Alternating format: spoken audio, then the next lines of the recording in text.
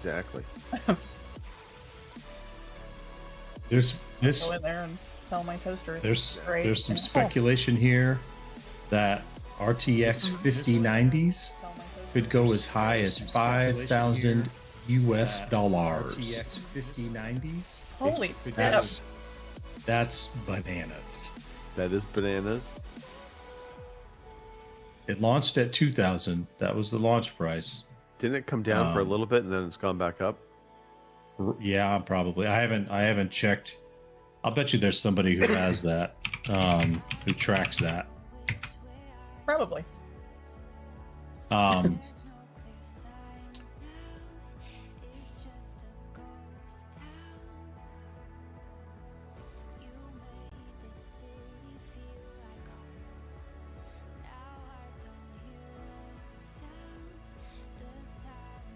Currently retailing at $33,359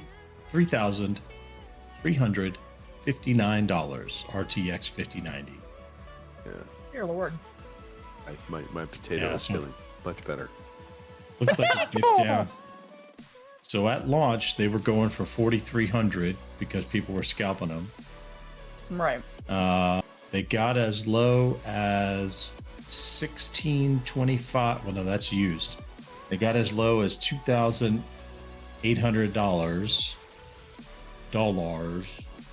Looks like the lowest new price was $2,350.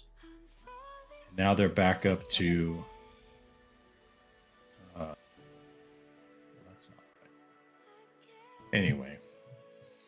Anyway. Come on, man. That's nutty.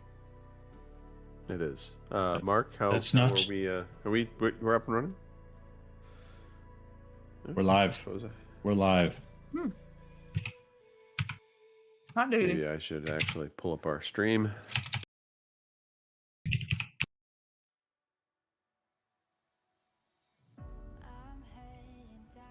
All right, I hear us. All right. I suppose we can start.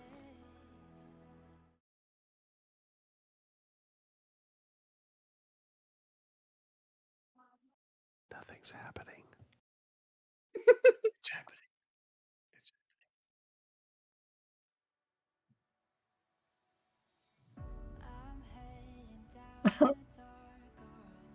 All right. Go over. I think this is more than you can handle. You're not, do this.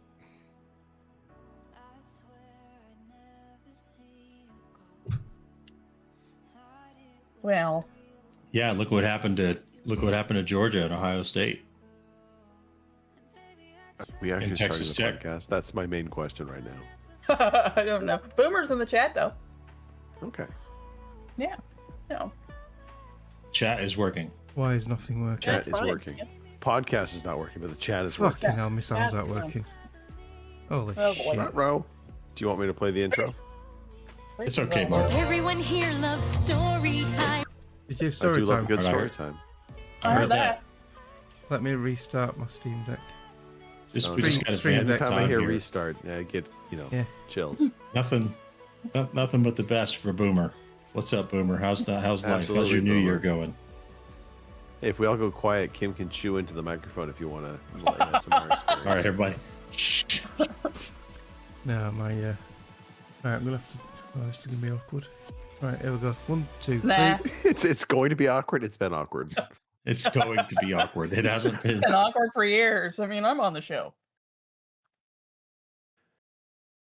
I'm just waiting. I need a thumbs up or something. I have no clue if our audio's working or not. I mean, shit. Hold on. Are we supposed to be hearing something other than our own voices? I've no idea.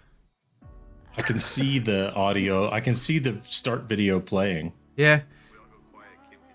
Yeah, I can hear. Right. I'm on a good delay, so. Third time lucky. Well, there's always a delay. I know. Oh, I hear that. Yeah, my fucking video ain't playing. Good evening, ladies and gentlemen. Y'all are listening to the I'm going home. Overseas See you later, Connection bye. podcast. Here it goes. It's playing. It's playing. Shut up and sit down. Here we go. Would you kindly? I think we're just getting started. I'm a witcher. I think this is more than you can handle. He sits on his ass all day. Let's do this. Hey, everybody. Thanks for tuning in to episode 868. Happy New Year. This is the Overseas Connection podcast. It is January 4th, 2026. And as promised, we took a week off, but we're back. We are a video game podcast. We talk about games. We talk about life. So strap in. We like to have a good, fun time. Hopefully, we'll deliver that this week. We do this every Sunday, 8 p.m. in the UK, 12 p.m. in the West Coast, 3 p.m. in the East Coast. And if you happen to have a quarterback that was already out for the season, it's 2 p.m. Central Time Zone for you. We are on Twitch. Really? We are on YouTube. Really? Yes, really, Kim. Rub it in there, don't you? We'll also do an audio version of the podcast. So you can listen to me talk about that quarterback stuff all over again if you want. And you can do it while you're on the treadmill. All right. I am just one person. I am just one person of this quartet of podcasters. So Greg DeLacy, Gamertag Murphy's Law, OC_Murphy's Law on Twitter. And joining me, disgruntledly, happily though eating a sandwich, Kim Woods. Kim, how are you? I'm good, except for the whole, crack about my quarterback I there. took a shit. The hell of it Sorry. is. Not only did he go out, but so did the other one. So now we're playing with the other guy. And Yeah. although apparently he's not terrible, I guess. I'm glad that you followed the team so closely that you know all their names. The other I know guy, Mahomes, Gardner Minshew. He's got the best Aiden, porn stash in football. right? So, what's the other guy? Chris, I know the name, I just can't pronounce it. Okoladon or some shit like that. So- Exactly. Yeah. So anyway, like I said, our hopes for playoffs are gone. So at this point, I'm just writing it out and going, okay, well, the Cardinals are playing. It'll be baseball season soon. So, There you go. there you go. Yep. it is what it is. But I'm Pitchers and that's catchers. me. Right, there you go. At GamerGirl27 on the Xbox, PlayStation, X, just about everywhere. So, and I'm happy to be here. So let's do a show.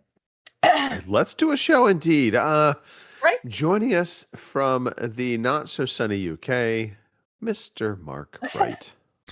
Happy New Year, Greg. Happy New Year, everyone. It's freezing cold in the UK at the moment. We're just at the start of a very cold snap, what we're getting. Supposed to get a lot of snow later on this week. Looking to that. Not. You How's can keep everyone? it. Yeah, you can have it Keep back. the cold. No, Yeah. don't want it. All right. Excellent. Well, glad you're on the show despite the cold weather. Welcome. And last but certainly not least, counting the days of Mr. Christopher Matthew. Hello, everyone. See, OC_CP Matthew on Twitter and Xbox Live. They still call me Moose on Discord and Steam. And I'm just happy to be here. Happy as a clam, they say. Hey, we're just happy to have you, man. We have lots of snow. It's been snowing quite regularly here. It's the nice snow right now. It's still nice and pretty. It hasn't melted and become sludge yet. You know what I mean? So it's okay. It's okay for now. Street cleaners haven't come by and thrown all the crappy snow on top of the nice snow. So yeah. Okay. Yeah. All right. Good. Well, I think we should talk about video games. What do you guys think? There's a lot of things we could talk about. Games is going to be one of them. Chris, I need a rundown of birthdays. It's a lot of birthdays this week.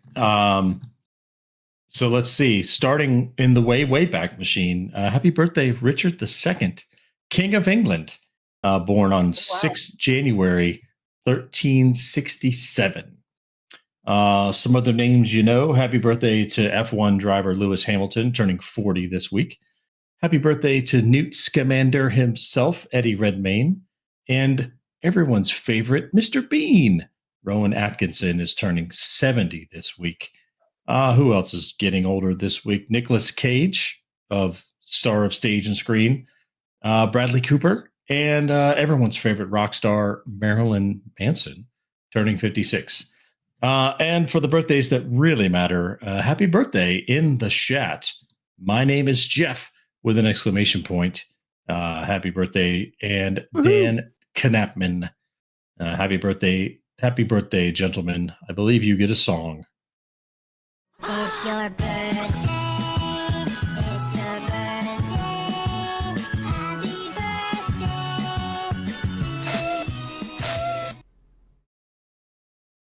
I'm assuming the song has ended. Yeah. Okay. Is it Knapman or Knapman? Knapman. I'm pretty sure Okay. Snapman. Yeah, But okay. All right. yeah, Do, but do- I'm do you kind of say I'm so knife? horrible with names. It could very well be that, and I'm just totally wrong. So Do you say I had to knight of the ask. round table? Do you say knife?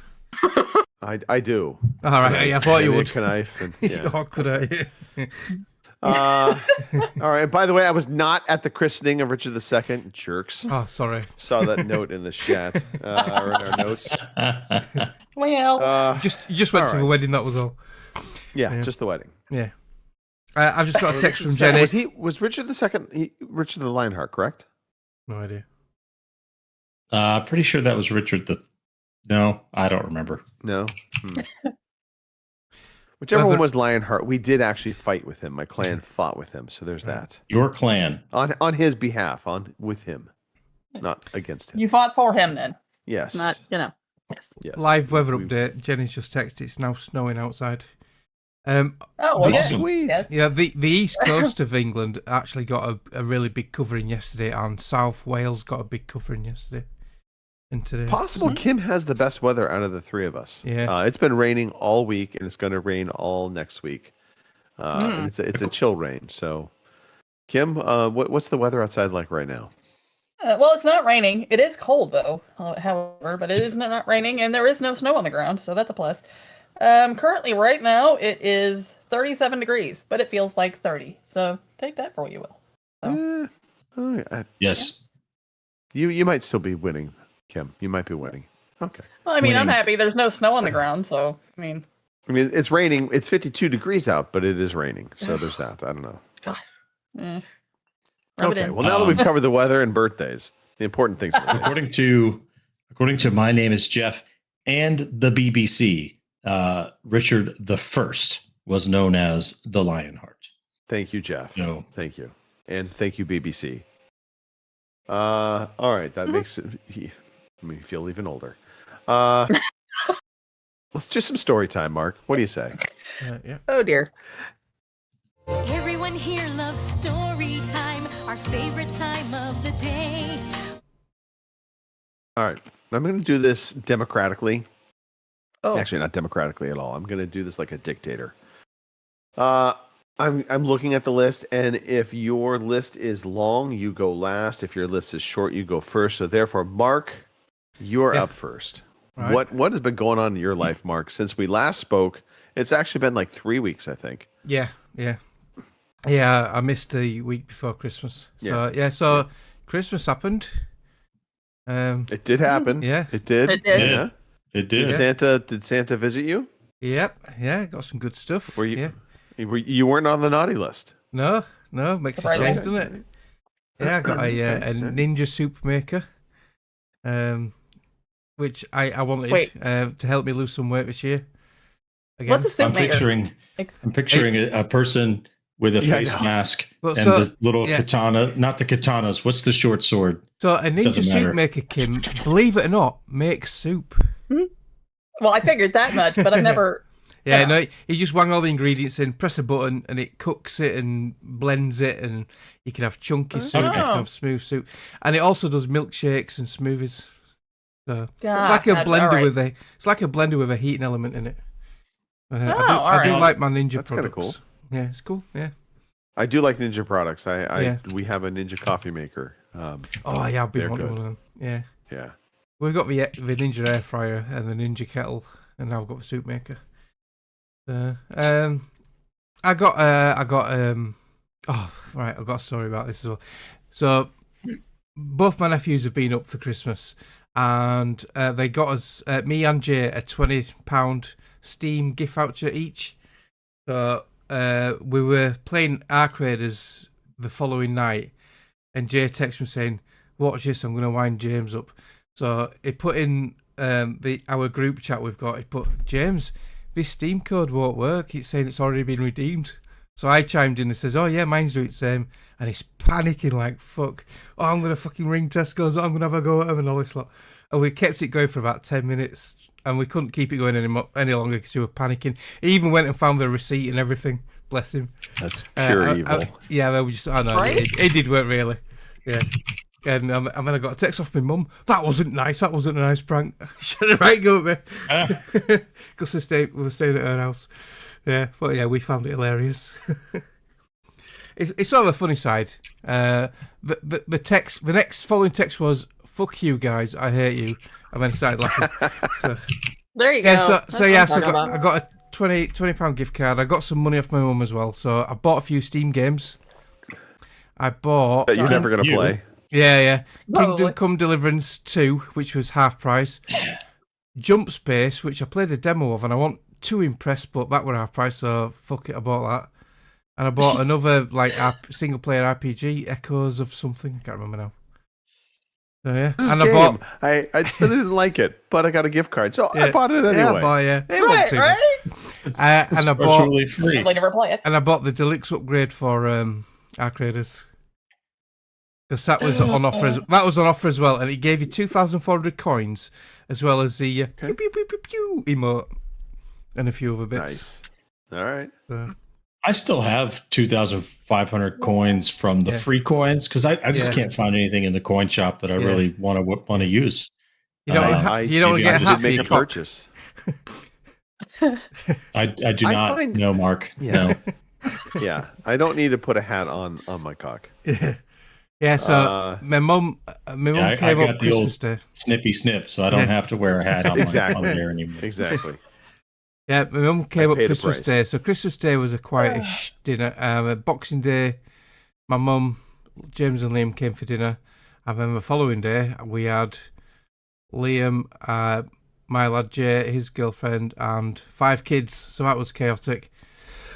And again on New Year's Day, so yeah, lots of cooking, which I don't mind doing. I always cook at Christmas to give Jenny a break and a thank you for her cooking all year round, because bless her, every time I get home from work I always have a meal ready for me, so I always cook for her at Christmas. So yeah, it's good, really That really is good. very nice of you. Yeah. I'll get into it on games played anyway. So yeah, and TV wise, Stranger Things finale, watched that, and Mayor of Kingstown finale, watched that. Loved them both. A lot of people are hating on Stranger Things, but I enjoyed it, so it's my opinion, so fuck you. Yeah, so yeah, I really enjoyed it.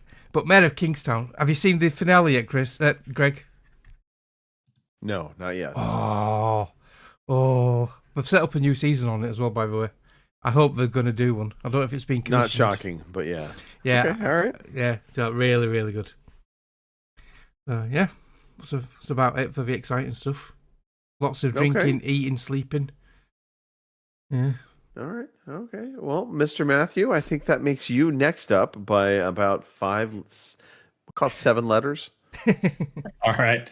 I appreciate the accuracy there, boss. We haven't employed the AI tools for character counting. So much like Kim had 3 Thanksgivings and 7 Christmases when we travel to Texas to visit all the in-laws and outlaws. So we had Christmas. So first was 25th anniversary. So 25th anniversary. We went back to the same hotel that we stayed at on the night of our wedding. So that was kind of cool. Got to see what's new, what's not new. The kids stayed with the in-laws. So that was a nice little night out. And then we had Christmas Day was kind of chill. Just the 4 of us plus mother-in-law, father-in-law, and sister-in-law plus her 3 kids. And then 2 days later, we had everybody together for a big kind of Christmas celebration with that whole side of the family, which turned out to be about 18 people, which is a house full. I was That is indeed a house full. Yeah. But we had a nice time. And for Christmas, I got lots of cool things for Christmas. But the college football playoff committee for Christmas put the Miami Hurricanes into the playoffs. That was their Christmas gift to me. And the Miami Hurricanes have surprised by winning their first 2 playoff games. So there's hope. There's hope yet for the football season, at least as far as I'm concerned.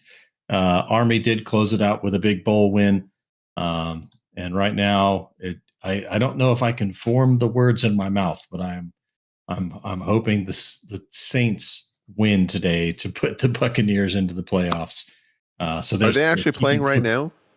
They're playing right now. Okay, it's currently 13-10 in favor of the Falcons. So we're just gonna hope. Gotta hope. Gotta hope. Keeping hope alive. Keeping hope alive. While we're talking about television, I don't know if any of you are Star Trek fans. I am. Mm-hmm. And so I had started a few years ago watching the Star Trek Discovery. Oh yeah, which is a so it didn't take me right away. I was like, I don't know. The main character is kind of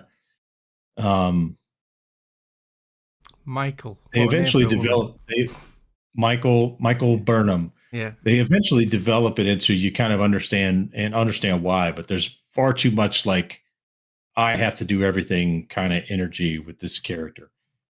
But I started watching Star Trek Strange New Worlds, and they started talking about all this stuff that happened during Discovery. So I was like, well, I guess I got to go watch Discovery and figure out what's going on. So it eventually did grow on me. I finished the first 2 seasons, and it's actually really good. I'm happy to see that there's so much Star Trek happening in the streaming world right now. That's an IP that's kind of been neglected for a while. Anyway, I feel like there's a ton of Star Trek stuff, but it's all kind of hidden away in the Paramount streaming app. It is all on Paramount Plus. I think Strange New Worlds is actually on what is Paramount's TV network, CBS.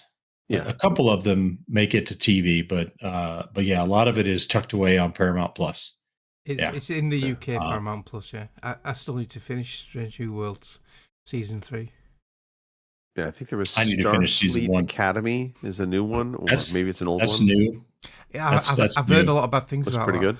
Apparently, it's bad things. Yeah, like it's really, really woke. Yeah, that's what they're saying. I don't know. Well, I'd have to see it to believe it. But a lot of pandering to things, and I don't know. I don't know how true it is. Well, I think Star Trek has always been that, though. Like, don't buy the narrative. Star Trek has always been that. So this series is kind of a sequel to Discovery because it's set in the 32nd century, which is about 1,000 years after Star Trek, the original series. So Starfleet Academy, which debuts this month, is kind of a direct sequel to Star Trek Discovery. Anyway. Okay. That's me. Okay. All right. Well, I suppose if we are going by my rules, then I will be next. We'll save Kim for last. So, gosh, where to start? So, we elected to go to Florida for Christmas and go to Universal. The night before we are leaving, there was a big, like, monsoon-like rainstorm coming into the area. And we woke up, we were like one of the first flights out. So we were like, we took an Uber to the airport at 4 a.m. And it was one of the most treacherous drives I've ever been on. The Uber driver was great. He handled it very well. But I mean, you could barely see the rain was coming down so fast. Like the wipers were, even on their full speed, could not keep up with just the amount of rain coming down. And fortunately, we did fly out. There was no delays, so we got out. And I'll talk about the trip in a second, but we came back to rain. So we left, went to sunny Florida. It was perfect weather. Came back to rain. So it was just like... That's what you get. That's what you pretty get. much. So I don't know and if of course, remember... all of our Christmas decorations in the front of the house were trashed. I don't know if you remember, like 2010... I came out and spent like 6 or 8 weeks in the San Francisco area, and it rained the whole time. Like I brought my motorcycle with me. I was like, I'm going to be in California. This is going to be great. I'm going to get to Right. ride all over. It rained the whole stinking time. So that's what you get. All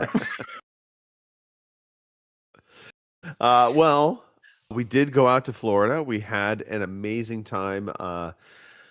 So we visited. Was it Universal Studios Florida? Their Studios Park. Then there's the Island Adventures, and then we did go to Epic Universe. So Nice. the only thing about Island Adventures that was new for me, or I guess it was actually Universal Studios, because it's basically two parks, but they're kind of one park. If you're smart, you get a multi-pass and you just travel between the parks. We were not smart on this trip. We kept them separate, and ultimately you can knock out one park in like half a day. And so it became a little anticlimactic being kind of stuck in the smaller portion of a park. But I did go on a new ride on the studio side for the Harry Potter world, because there's the big motorcycle ride, and there's forgot the name of the other big kind of adventure ride in the Island Adventure side. But in the studio side, they had Escape from Grimgrock. Is it Grimgrock Bank or something like that? Gringotts. Thank you. You're really good at He's words. a big Harry Potter fan. Very good at words, and I don't know Harry Potter at all. But that is more like a kind of. It's kind of like a roller coaster slash experience, because you are in like a roller coaster, a proper roller coaster, but it stops on a number of different times and kind of takes you through these scenery elements where you're kind of getting a story to the ride. So I quite like that. I thought that was pretty ingenious. And then Epic Universe. So we went to Nintendo World, which I'll just call Mario World for simplicity. And you stayed longer than 5 seconds? I hated it and loved it all in one breath. Somehow I'm not surprised. They do an amazing job of actually transforming that into Nintendo World. You feel like you are in Nintendo World. And so that was really cool. Because you are in Nintendo World. Well, but you're in Nintendo, like the universe of Nintendo, but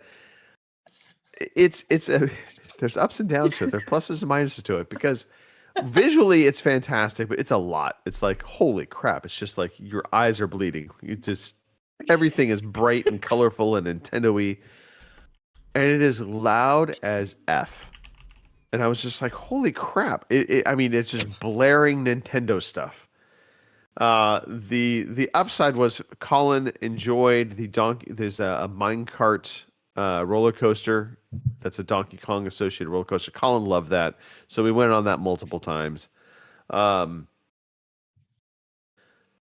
Outside of that, I really liked Dark Universe, which is the other element for Epic Universe, which Dark Universe is all monster related. So Frankenstein, Dracula, the werewolf. And so they had some pretty cool rides and attractions within that. And they do a great job of theming all of these areas.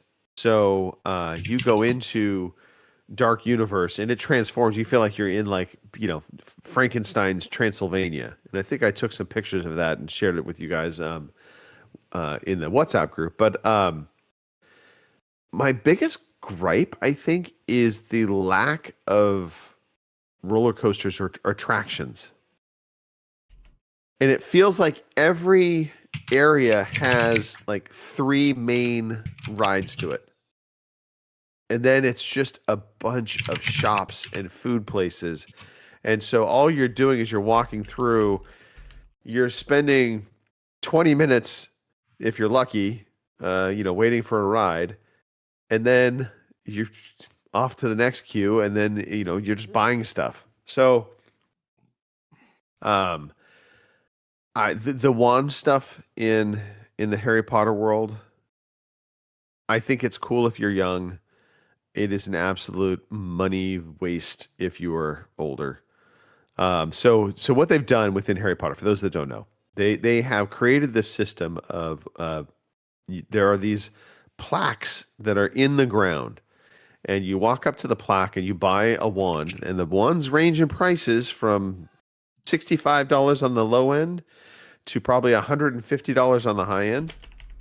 Holy And moly! you have your Harry Potter wand, and you stand on this medallion. And what happened to Chris? Chris just went bye-bye. I don't know. We scared him with the It's just his wand, camera. apparently. Just his camera. Yeah, It's still your here. camera went I'll off. be back momentarily. All right. Apparently, No worries. my camera decided to update its firmware. Oh, nice. Oh, So you stand on this plaque and you have your wand in front of you, and it shows you what you do with your wand to make something happen. And so, like, one was you're looking at this this waterfall bucket, not waterfall bucket, like a rain bucket, and in theory, it's collecting rain. And you make some motions with your wand, and it will pour rain out onto the ground. Another one is you would make the motions and you would make all these candles light up that were in windows of a storefront. The problem is, it is so freaking crowded, and everybody and their mother in the Universal Studios area is running around in a Harry Potter robe and waving their wands around. And so it's like 5 people deep for any of these. And so by the time you get up to do it yourself, you've already seen it done like 5 times. And so it very much, the lure and attraction of it is lost. Thankfully, we have my wife's one of her clients is a huge Harry Potter nut and Universal nut, and so I say nut affectionately. She had a wand. She gave it to us to take to the park and said, use it, don't buy it. Thank God she said that, because I would have been dumb enough to buy a wand, and then I would have been really disappointed, because it just, after the initial time you see it, you're kind of like, oh, okay. And you just see the people and sometimes it's like 10 people deep. And like, all you have to do is watch the person in front of you do it once, and you're like, okay, done. Novelty over. I will say, though, going back to the positives, Universal does an amazing job of transforming some of these areas. There also is, I did ride the Velociraptor roller coaster again, and then there's a new roller coaster I think it's called Stardust, that's in Epic Universe, that is associated with, I think, Harry Potter. Those 2 roller coasters now are kind of neck and neck for my favorite roller coasters all time. Velociraptor still is just insane at how fast you go. It launches you out. It jumps up to a top speed of 67 miles an hour.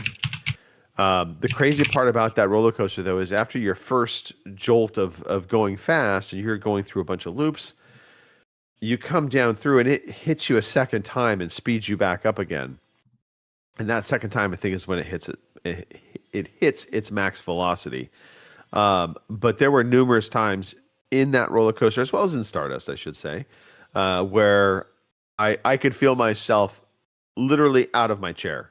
The only thing holding me into that roller coaster was the harness, which is a very unnerving feeling. I mean, I had like death grips on the little handles.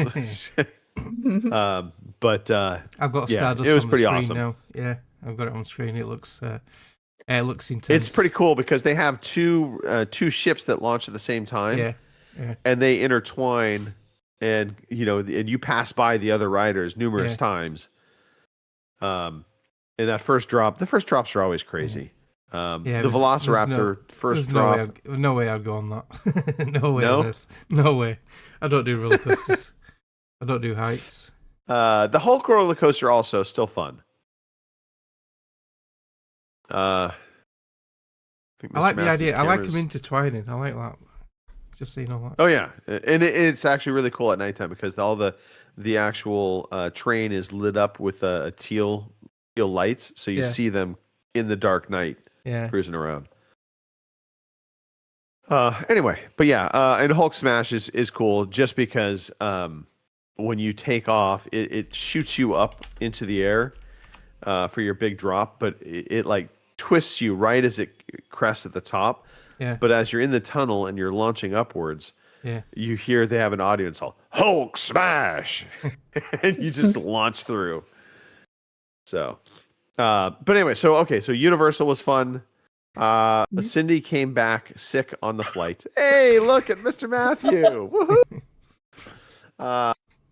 Cindy came back with a cold, which she has subsequently given me, so I'm very nasally right now.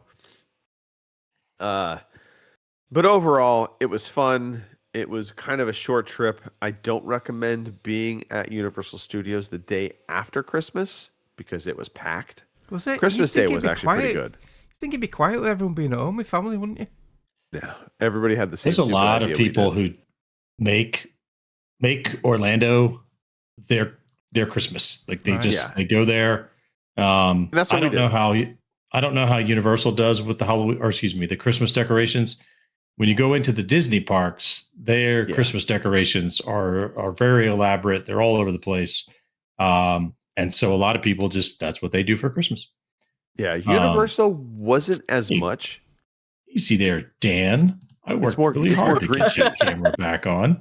They turn that camera off. They get into the Grinch at Universal because, of course, they have the Dr. Seuss Grinch stuff. Yeah, of course, so you see a lot of Grinch stuff. But yeah, so I mean, Epic Universe, I definitely recommend.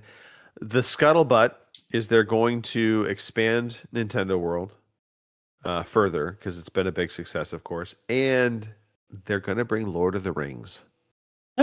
Which now, see, that could now be you're pretty talking. cool. Yeah. Yeah. That will give Harry Potter, I think, a run for its money. Came straight on the computer booking a flight now.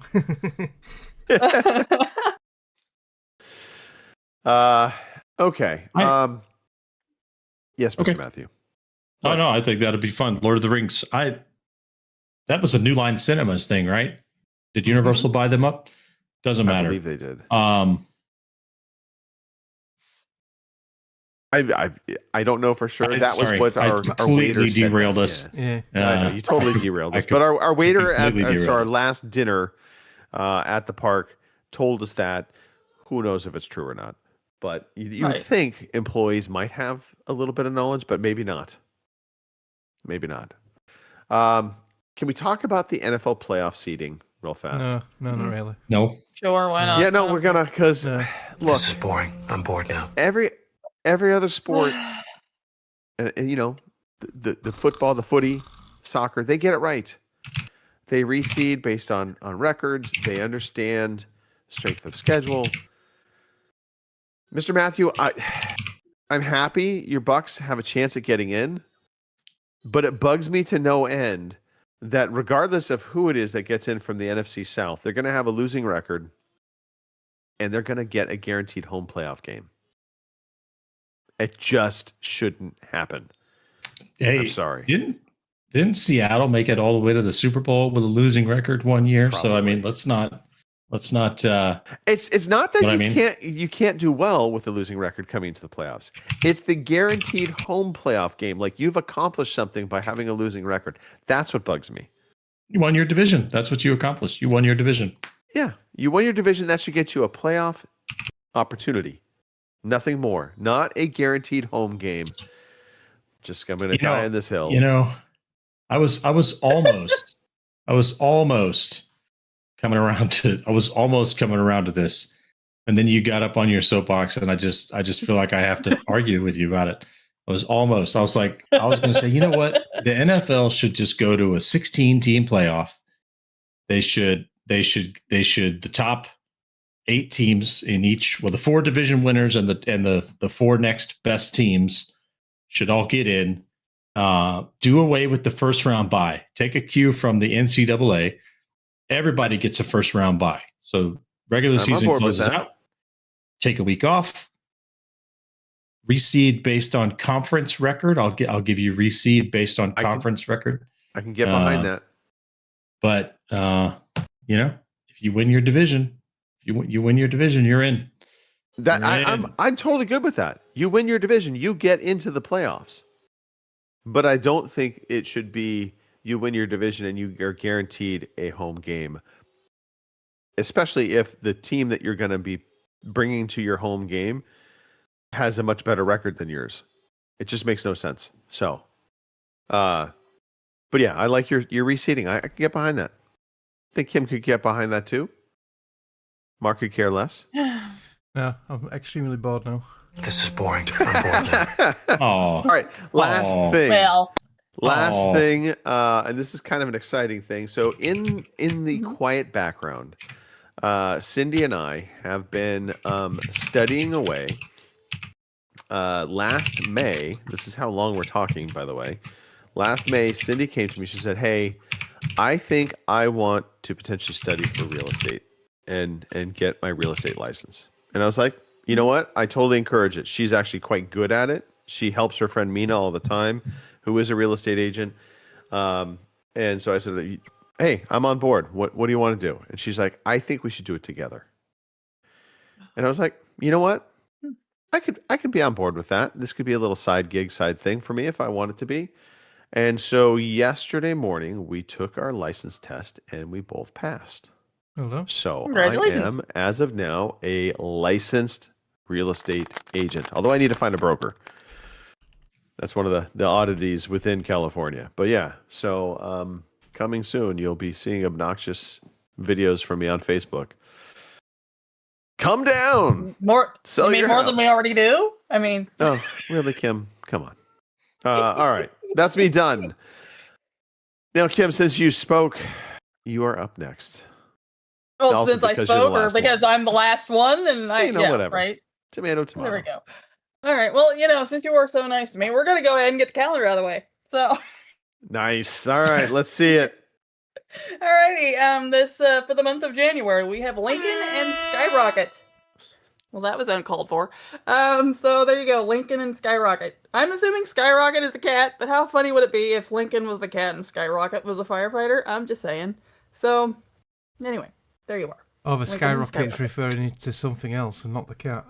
What? You know what? I wasn't even gonna go there, but there we are. Yeah. So Yeah. that's all Mark's fault. I didn't do it. AMF. So there's that, right? So there you go. All right, let's see. What else have I got on my list? We talked about Christmas. I had 2 Christmases, like typical. My brother and my sister and their wives and kids. We all had Christmas the 21st? And then the 28th is all the extended family, my aunts, my uncles, my cousins, the whole 9 yards. We had like 40 people show up for that one. So, Like smokes. everybody's time. Yeah. 40 So, people. People were complaining 40 in the people. chat already about 18 being too much. I know. That's 40. why I was laughing, because I'm like, Yeah. I had 40 people show up at mine, and the funny thing is that wasn't even all of them. So that Did was somebody dress up as Santa? no one did. Although one year my brother Tough did, but I'll find I pictures feel of like that. with But 40 no. people, there's got to be a lot of kids in that, right? Yeah, though there was quite a few kids, but most of them were adults though, believe it or not. So I mean, Alright. like cousins and whatnot. So, but you got to understand, in my dad's family, just his siblings alone, there were 8 of them. So you figure 8 kids, and then they have kids, and then they have kids. So there you go. Okay. So yeah, it was a pretty good turnout. Like I said, there was about 40 people there, and we all ate and got miserable and had a good time. So Christmas is done, which means spring hopefully is right. Well, I mean, not right around the corner. We still have to get through January and February, but it's closer. So 66 days. Pitchers See? and catchers in 66 days. Yeah. There we go. Well, that's So spring yes. training, but yes. isn't. I'm trying to think. Official of like spring time frame. is- technically April, and spring is April. March, no. March 21st. It's around January. March 21st. Yeah. Yes. All right. Yeah, see? So, anyway, spring is getting closer. And I've noticed, because it used to get dark at like 5 o'clock on the dark dot, and I've noticed here lately it's been 5:30, 6 o'clock. So, we're getting there. Not soon enough for me, but we're getting there. TV-wise, yesterday I did an NCIS marathon, which if you've never seen NCIS, I don't know what's wrong with you. But, and these are the older ones with Mark Harmon, because I haven't really Okay. watched it since he left the show, because, well, the new guy is fine, but I like Mark Harmon. So Yeah. anyway, watched them all yesterday, and I forgot how good that show actually is. Let's see, Secret Level on Amazon Prime. It was out in 2024, I think, and I remember you guys all talking about it and the good ones and whatnot. And yeah, it's not bad. I haven't watched all of them, but I did get through to the Space Marines episode, and holy shit, was that good! But you know, we all know I like Space Marines, so that's not really surprising. I still haven't seen but this. it's really good. Really? No, it's worth a watch. There, Skippy. I still haven't seen really... Sex, Love and Robots, the second season. Yeah, I haven't seen that one. I haven't seen the new ones on it either yet, but I'm slowly but surely trying to get to where I'm, watching TV again that isn't Gunsmoke. Because if you, if you know my father and, he likes Westerns. So, if we need background noise, Matt Dillon is the man. So I'm not going to lie. Every once in a while, I do watch an episode of Gunsmoke because it passes through my channel list and I'm like, and so, yeah. So that's my father-in-law. He's got a Roku and it's always on the Western channel. Yep. Yeah, that was my dad too. And I'm not a big fan of the Westerns, but you get hooked on them. Oh, yeah. I like the modern Christmas. Westerns. Was it Christmas Eve? It doesn't matter. Either Christmas Eve or Christmas Day. So they couldn't play It's a Wonderful Life on the Western channel for reasons. And so instead they had Jimmy Stewart, the star of It's a Wonderful Life. They just did a marathon of Westerns starring Jimmy Stewart. Right. Yep. Yeah. And I probably anyway. So because what was it? New Year's they had a John Wayne marathon. So of course we had to watch that because in my household John Wayne is like that uncle that we never actually met, but we know he's in the family. So that because I mean from the time I was a tiny child, I mean John Wayne was it. So yeah. So I'm trying to watch some of my own stuff now. So that's why I was watching Secret Level. And like I said, it's really good. Yes? So Secret Level, for those that don't know, Secret Level and Love Robots? Love, Death and Robots. Love, Death and Robots. They're very similar. It's animated shorts. Yeah. But the difference with it being that Secret Level, everything is going to be focused in around video games. Yep. So all of the episodes in that are tied into a video game in some fashion or another. Right. I quite like Secret Level.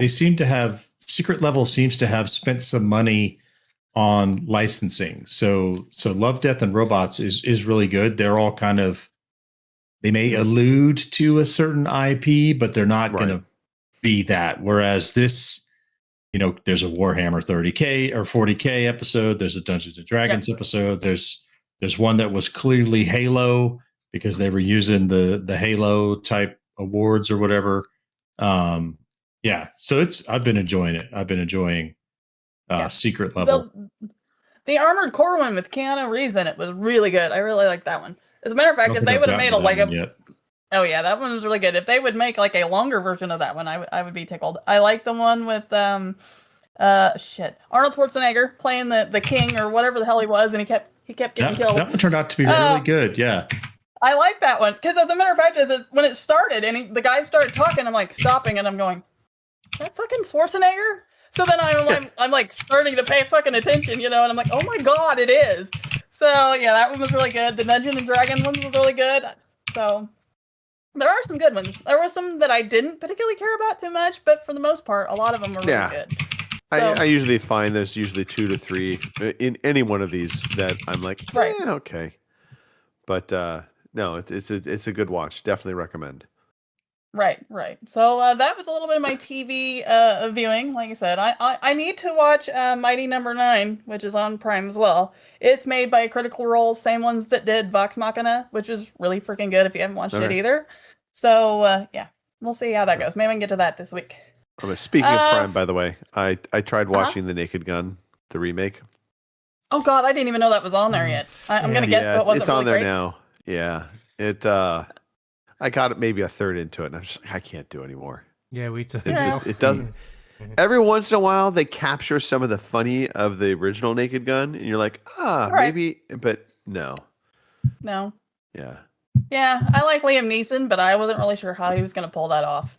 So, I'm not totally probably surprised. the thing that probably made me laugh the most. There is an O.J. Simpson reference within the opening moments of that. Well, we're all looking at the dabs That- on the yeah. Yeah, Yeah. that was legitimately funny. He just breaks the fourth wall, looks for the camera, and goes. Yeah, no, can't do it. All right, Kim, continue on, please. Alrighty, and last but not least, I'm sure y'all remember this. It can't just be me, but do you remember the Choose Your Own Adventure books from when we were all kids? Yeah. Yeah. Well, I don't know. I've been on a reading kick here lately, and I always did like those for whatever reason. So I went on a look to see if I could find them, and strangely enough, Steam has them in a way.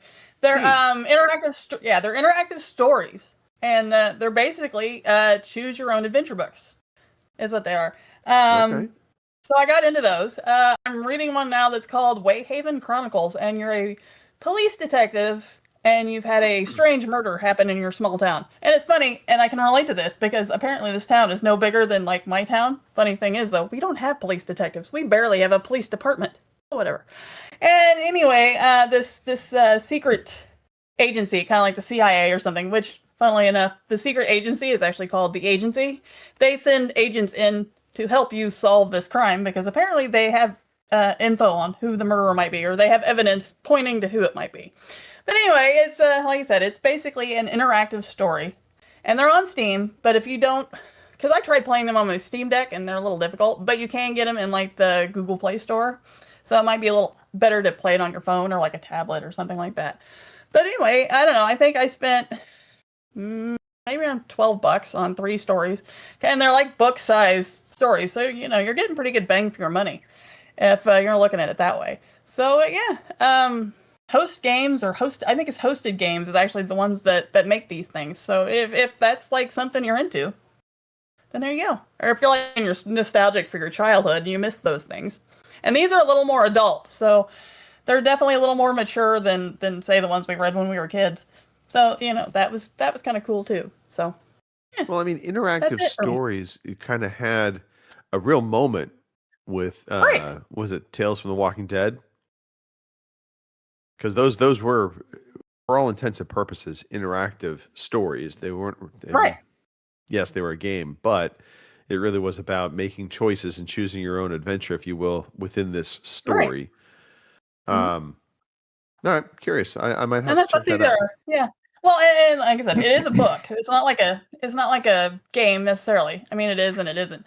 But you are like the main character in the book, and your choices matter because, like the first one that I did, the bad guy escaped, but there was also an option, depending on what you picked, you could catch the bad guy. Now, whether that's going to go on in further stories and come back to bite you in the ass, I don't know yet. But so far, it hasn't. So here's the big question. Thinking back to Choose Your Own Adventure books when you were younger and you first encountered them, did you or did you not look at and go ahead to, it would say, if you choose to go right, go to page 29. If you choose to go left, go to page 39. Did you both? I always checked out which option. I did on the books, but these you can't. Once you make the decision, that's it. You're stuck. So unless you go back and you want to replay the whole darn thing. So anybody purist within this? I know you and I did, Kim. Mr. Matthew? Yep.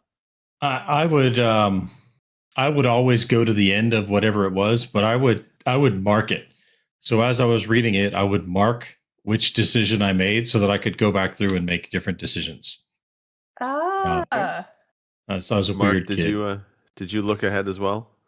No, I don't think we had these around in the UK. I've never seen one. Really? Really? We might have done, but I've never seen one. Yeah, they were small, paperback books, and you would just far too silly for children in the UK. Far too silly. I was more when I was a kid. My go-to books were Enid Blyton, Famous Five. I don't know if you guys have heard of that. The UK author. She was brilliant. Yeah, Famous Five was like the Fantastic Four. No, there's a bunch of 5 kids who used to always get into adventures. Very British. Yeah, and a lot of mysteries and that. And then they did one called The Secret Seven. I read all them, and then I stepped it up again and I got The Hobbit and I read The Hobbit. That was my first proper serious book. Oh, yeah. Yeah, I loved that book. Mm-hmm. My first big book was It. Right. Talk about a dark book. That explains a lot, really, doesn't it? Yeah, it explains a lot. Oh, my. Yeah, I guess it does. I couldn't have done that when I was a kid. I was an even bigger chicken shit back then. So, I'll tell you one thing. I never looked down the storm drain. oh my God, no. All right. I believe we have a question from the community.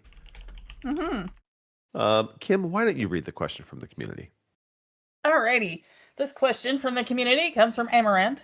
And she says, "Oh, I have a question. And it may have been asked, but I cannot be arsed to look."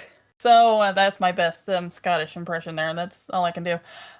She says, "When playing Borderlands 3 with my pal Realm Warrior, we were on a planet called Athenas.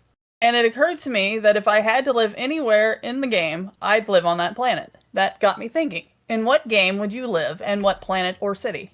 I'd also live on Earth or whatever or wherever Rust took place, just so I could hunt down the real Defoe and mechanics. But that's a whole other reason. But that's for a whole other reason. So there you go. This is a really good question because, and the funny part for me, and I don't know if the rest of you, I was realizing most of the games I've been playing lately, there's no way in hell I want to live in any of these places. Right. You know, Arc Raiders in particular, I'm like, no, thank you. So I had to really think about this. Mark, any thoughts? I'll pitch to you. So, where would you want to live? I don't know really. My first initial thought was Rapture without the crazies, because that place was beautiful. And then Lewis went one better and said Columbia from Bioshock 3. So yeah, them two probably. I don't know. It's a hard one, that, isn't it? Because most of the video game worlds have got nasty shit in them. So, I was gonna say, well, I don't Horizon think we Zero can- Dawn's a beautiful world. Yeah, I don't think you can separate out the crazies, No, if you will. no. You know that was part of it. So Well, as long as I've got me Rapture, me plasmids and my shotgun, I'll be all right. yeah, I'll just stay behind a Big Daddy. okay. Kim, You know, I'm kind of like Mark, the same opinion. I keep thinking, well, you know, I could go live and shit. I think we just had a sonic boom go over. Holy crap. It scared the shit out of me. Anyway, that happens a lot around here, believe it or not. We have a lot of Air Force and stuff that fly around, and yeah. So anyway, on the question at hand, I thought about this for a while, and like going to like where Red Dead Redemption is, or like Faerun even, that would be cool. But then I also think to myself, in 48 hours, I would probably be dead. Because I would probably piss off an ogre or something, and it would smash me into little bitty pieces or a bloody spot in the road, and that would be the end of it. But, you know, maybe not. So, while it would be cool, I don't think it would be practical. At least not for me. So, okay. Chris? For a lot of the same reasons that Mark mentioned, I don't know that I would want to live in any of these places, because there's always some big bad that's coming to destroy the universe, right? And so understanding that I've got to live somewhere where there's a zombie apocalypse or some threat to all life in the galaxy, I'm going with Mass Effect. I'm going to live in the near future of humans colonizing space. I can go work on the Citadel. And you know, you and I were on same wavelengths in a lot of ways here. What bio upgrades would you want, Chris? Oh man, I mean telekinesis for sure, right? Yeah. I think I would go with the tech upgrades more than the biotic upgrades. I would go with the short circuit and the fire and all overcharge and all that. Yeah. There we go. So I probably gave this way too much thought, because my first thinking was, thinking about Red Dead Redemption. How cool would it be to live back in that time? Yeah. How cool would it be to live, in any one of these fantasy settings? The Witcher 3, and I'm like, but you know what? No running water, no working toilets. Right.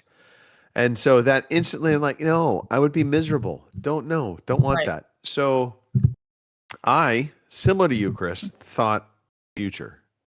Where would I want to be in the future. And I came to New Atlantis from Starfield.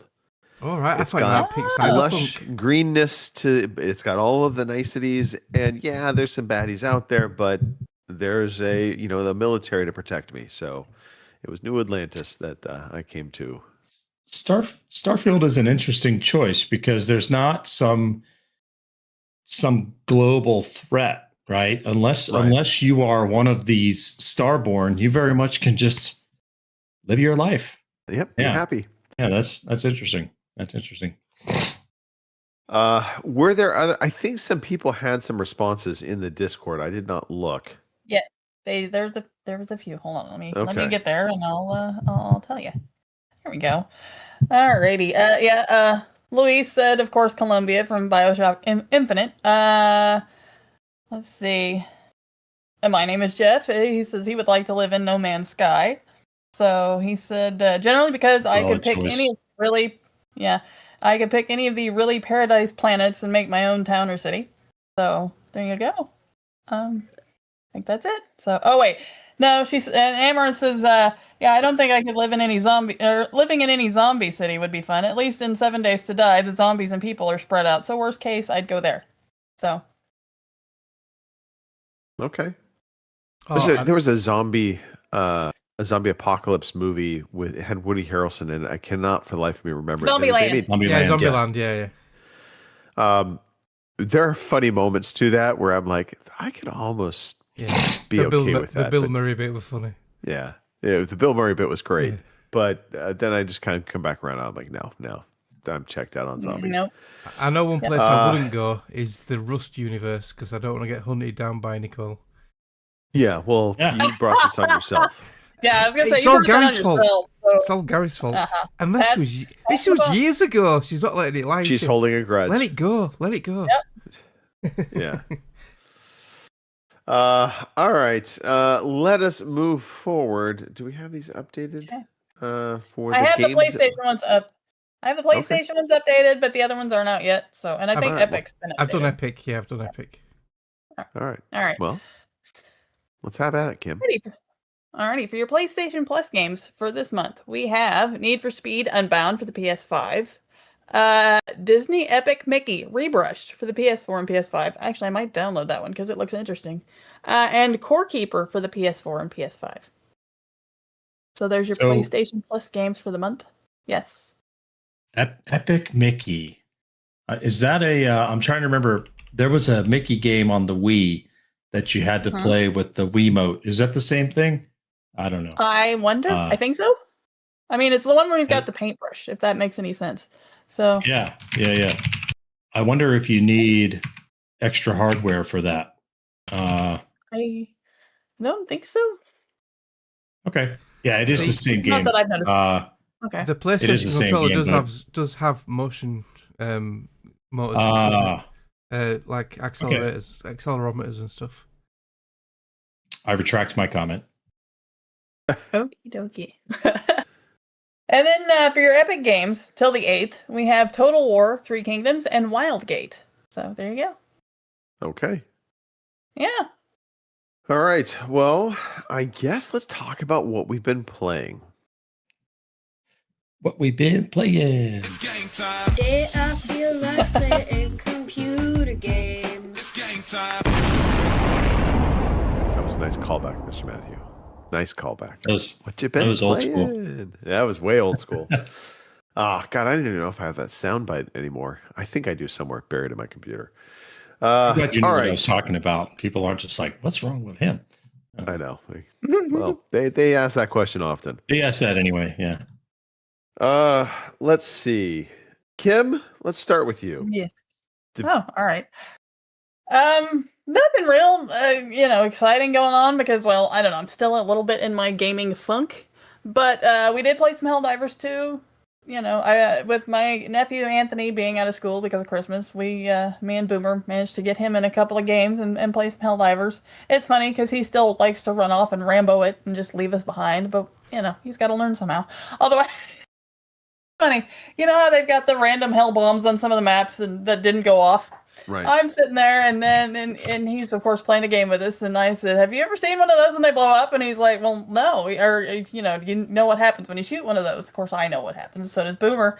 So I'm like, huh, hold on. Well, okay, I'm thinking he's far enough away from it, so I go and ping off on this hell bomb, and it blows up, and I kill Tony. Nice. You should have told him to go up and melee I- it. You have to go up and melee that. Right. See what he did. I'll do that next time because he'll probably forget that I blew him up the first time. But it was funny as hell because I'm standing there and I'm like, "Hey, watch this!" And I really did think he was out of the way, and I hit it, and of course it goes off, and all of a sudden you go, "Your teammate is dead," and I'm like, "Oh, I just killed Tony." So No, did I not get say blamed a anything to lot me. for my bad driving skills and killing teammates, but Kim is just flying under the radar, just casually killing her killing my nephew. nephew. Yeah, yeah. That was more of a prank than just kind of, oops. That's true. Yeah, kind of. But anyway, so we played Smelldivers 2. I got the fancy new cape for playing the whatever the hell it was the week before, or whatever the heck. That was kind of a nice cape, though, I have to admit. I've been playing a little more Winterboro. I found I'm going to call it a new map or a new area to play. And then I proceeded to get attacked by a gigantic bird because I remember when I talked about this last game, I'm like, "Oh yeah, nothing's killed me yet," and then a gigantic bird showed up. Yeah, and it tried to take me out. It didn't, but I think it took off with my aunt. So I apparently now have to get her ass back. So, it's been fun. Like I said, it's one of those games you can fire up. If you've only got 15, 20 minutes, you play it, and then you go on. Unlike my next game, which I can't remember now. It's been so long since I've been on the show. It's been a couple of weeks. I can't remember if I talked about this the last time I was on or not, but I have started Divinity, Original Sin 2. Why? I don't know. Just started it. Yeah. Right. I don't know why I started it, because like I said, I've still got to finish Baldur's Gate, but I've only got a couple of big fights on that one before it should be finished. Haven't you finished Baldur's Gate 3 like 2 times already? No, I but haven't she started actually about finished 10 it. games of it. Yeah. Yeah, I've started about 6 different characters, but I am in Act 3, and I've only got a couple of the bigger quests to do before you go and defeat the big bad guy, evil guy. So almost done. I've made it my mission that because I know a lot of people have played Baldur's Gate and haven't finished it yet, and all I can sit there and think is why. But then I'm sitting here, I've started it in February, and it'll be almost a month here almost a year here next month, and I'm like, well, I still haven't technically finished it, but I'm close. Yeah. So I'm bound and determined I'm gonna get it done. But anyway, you'll get there. After the big Divinity reveal there during the games deal, I thought, well, you know what, Original Sin 2 is sitting there, and I'm like, oh, all right, we might as well start that. So I've started that, and it's definitely a little more. It's a little more confusing than Baldur's Gate was for me to jump in and do. Yes. But I concur. I'm getting there, but and the companions seem to be pretty cool. I like them so far. Maybe not nearly as much as them. Yeah. I felt like Divinity Original Sin 2 lacked combat. Yeah, I mean, there's combat in it. Don't get me wrong, but right. I mean, it doesn't happen nearly as often as I think it should. So you just kind of get bored, or at least I did, of questing. Right. Yeah, and that's the thing. I kind of agree with you there because I haven't really had a whole lot of combat yet either. Other than what were those things? Fucking crabs or something? I can't remember. Because we're on the island that we shipwrecked on, which I think is also the prison island or whatever you were heading to begin with. And so far I've only been stuck on this island, like walking around and trying to do things, and it's like, well, you always have to fight I'm assuming, right? And there's medicine for that now, but apparently not back then. Anyway, so I don't know. I'm assuming it's going to open up more eventually the more I do into this, but yeah, I'm kind of the same way. But I'm going to stick with it because I've started it, and I'm going to see. We'll see how it goes. But yeah, that's it for me. This last couple weeks anyway. So. Okay. All right. I'll go next. We're saving the Arc Raider comments and commentary for the last.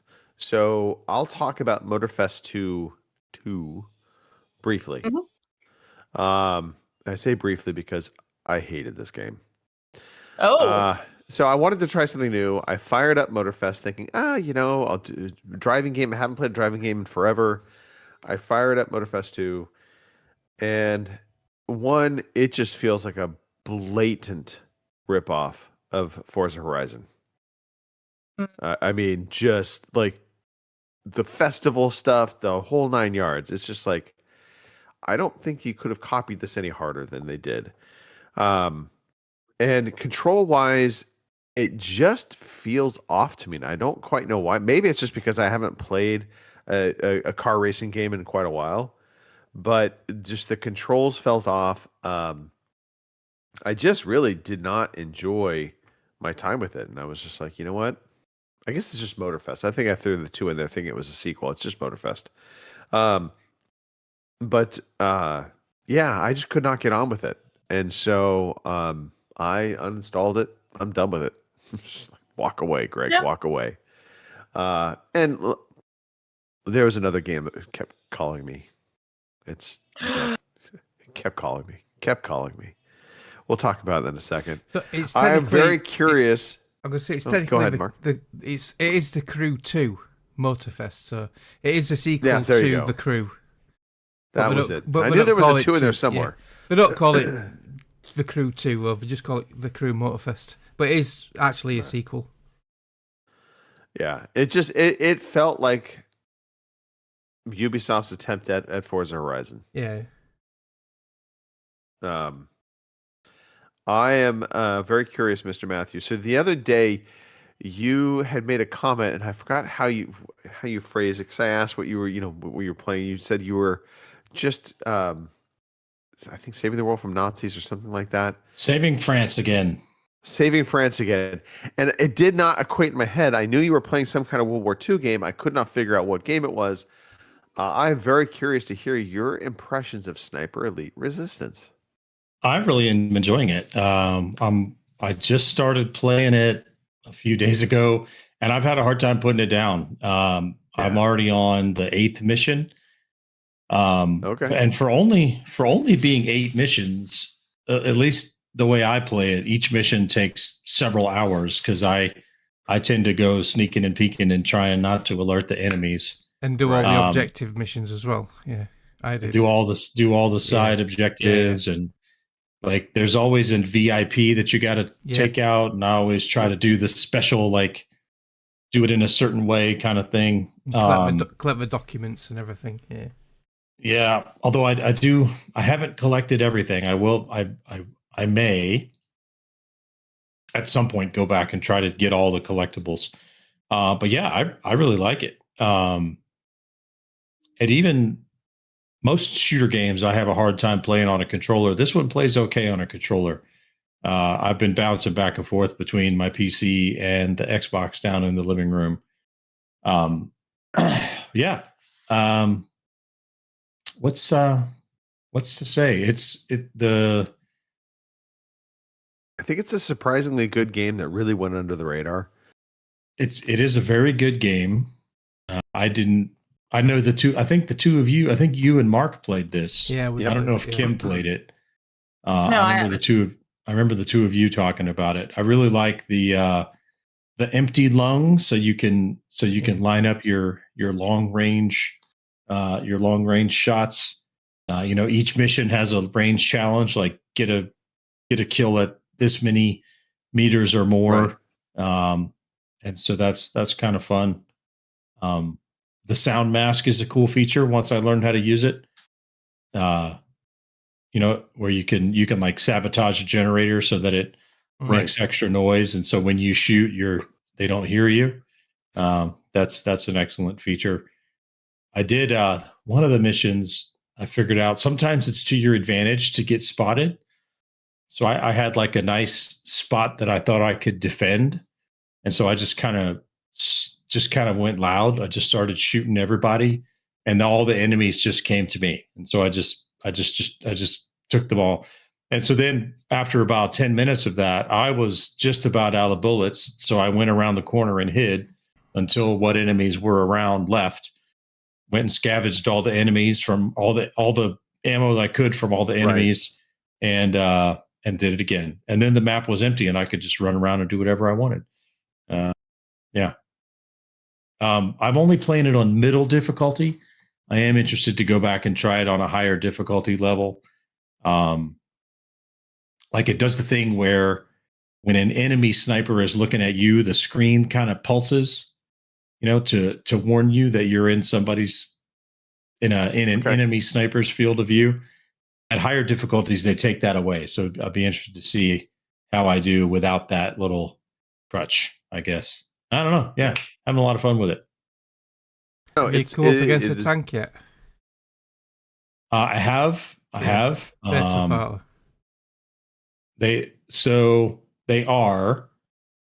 The first one was actually the hardest because it wasn't moving. Mm. The second one is actually moving, so I just put some mines down. Yeah. But one mine doesn't do it. That just immobilizes it. And then you gotta finish it off. The ones I find harder are the train cars with the tank turret on top. Those I find harder because you have to hit them on the top. Yeah. Yeah. Anyway, yeah. I don't know. It's a pretty great game. Definitely getting the no dollars that I spent on it worth of it. No, and I think that's part of Game Pass, correct? It is part of Game Pass. Yeah. Visually, I remember saying, this. It's not like the best looking game, but it is a looker. It does look good.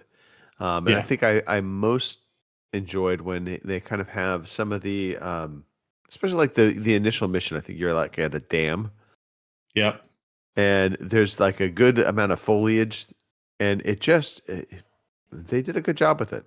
It came out of left field. I was shockingly happy with it. Played through the entire thing. And I think Boomer was saying he loved that game as well, or maybe it was Jeff. Yep. Yeah, It Boomer does have it does have co-op. If we ever wanted to try that, it does have co-op. It doesn't have robots, but it has co-op. There aren't any robots. No darn. I do think it has a good difficulty curve to it. In the early missions, there's lots of tall grass. There's lots of places to hide. Yeah. And they start taking some of that away as the missions go on. So I do think the curve is about right. It's good enough. It's enough that you don't get bored with it, even when you go back to the same map again. Yeah. Later in the game, there you get into some kind of like I'll call them city settings, but I remember that was high anxiety because you're trying not to get spotted, and where you turn around the corner, there's a Nazi. It's just like, holy crap. Okay. Let's talk about Arc Raiders. Mark, I know you have been playing Arc Raiders. Yeah. So I had this great plan for my Christmas break to catch up on a load of games, play a load of different games. All I've played is Arc Raiders. Epic fail from me. I've not played anything apart from Arc Raiders. So, yeah. I think I've got to level 52 now. Slowly getting there. I think I just hit 53 or 54, somewhere in there, but I'm right there with you. Yeah. Mr. Matthew, I think you are ahead of us on the curve on level. He's hit max level, yeah. You're going to expedition though, right? I am planning to depart with the next expedition in like 50 something days. Although that decision is getting harder and harder because I had almost no blueprints. And now that I'm ready to go on the expedition, I'm finding all these blueprints. I'm like, oh, I don't know. I don't know. But I probably will because I'm just tired of watching all this XP go to waste. Every match. I've just finally got my last workbench up to max level. So all my workbenches I still need to get the bomber bombardier cells. Yeah. Chris tried taking a bastion out of the other day. That went well, did it? Yeah, Mark and I were like, I was like, yeah, we can take them on, and we lasted like 30 seconds. We did not have a good plan, and you definitely like the bastions are not that difficult, but if you don't have a plan, you're going to lose. So, have any of you guys noticed or maybe experienced, like the fireball rollers and the They're not the tick The pods. ticks, I guess they're ticks, tick the pods. spider The ticks. pops. Yeah, and the pops. They yeah. feel like they are coordinating attacks They are working far together. more. Yeah. Yeah. They do. Yeah. Yeah. They do seem to be So- working together a lot more. So just this morning, I'm in Dam Battlegrounds. I'm in the water treatment center. So you know how they have those long corridors.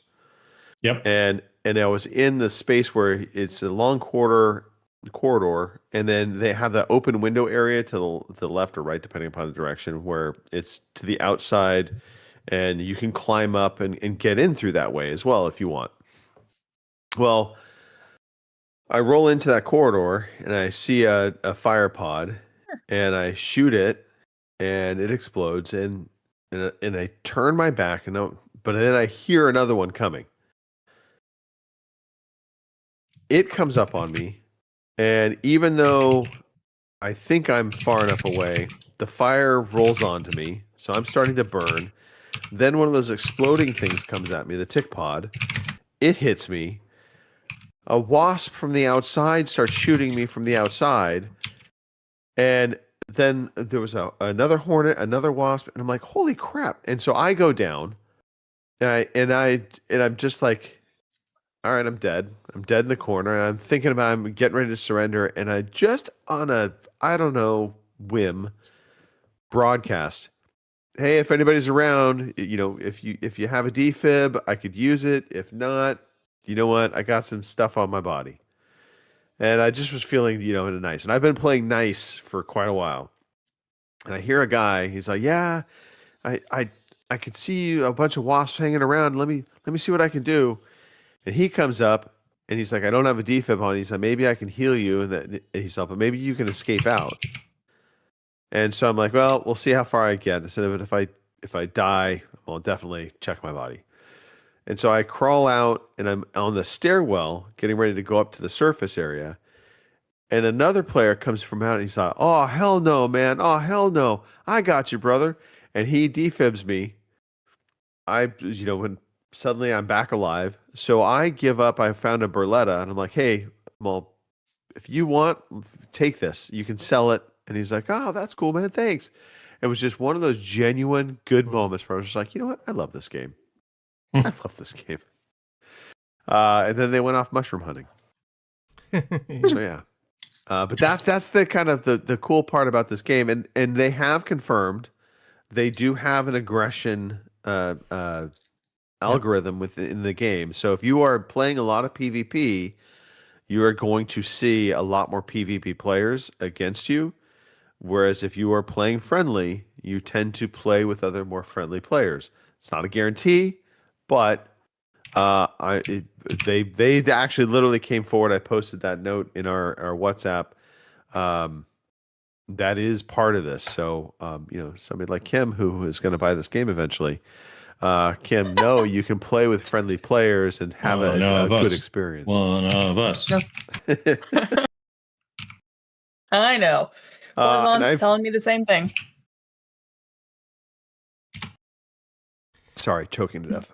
I I did finally get my candleberries, Mr. Matthew. Yeah. Yes. Well done. Chris took Well me done. on, was it Bluegate?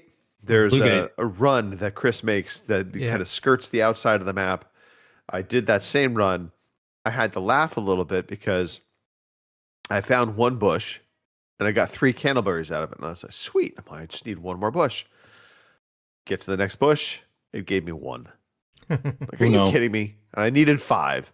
So I finally found my last candleberry and then I extracted out. So I did the candlelight. You're all done with quest. Festivus? Yeah, but I have started the expedition hoarding. So I too am trying to gear up, though the 5 million feels daunting right now. So you have to have 5 million coin, I guess, to do. Oh, stash value. Or is that separate? It's stash value and coin. Ah, okay. You don't have to have 5 million. You get 1 bonus skill point per million of value. Okay.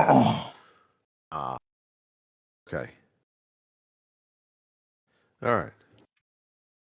All right. I guess that is it.